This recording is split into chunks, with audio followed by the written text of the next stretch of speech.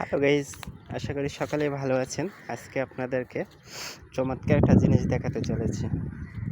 দেখতেই পাচ্ছেন আমাদের সামনে একটা নারকেল গাছ আছে।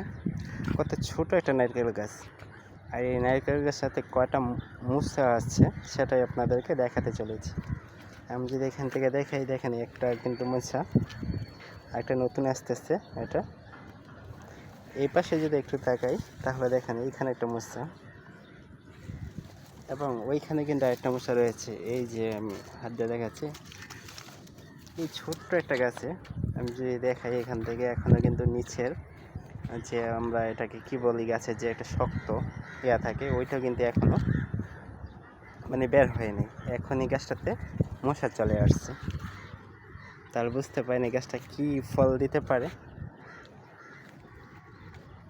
তো গাইস, ভিডিওটা ভালো লাগলে অবশ্যই লাইক এবং শেয়ার করে অন্যকে দেখার সুযোগ করে দেবেন।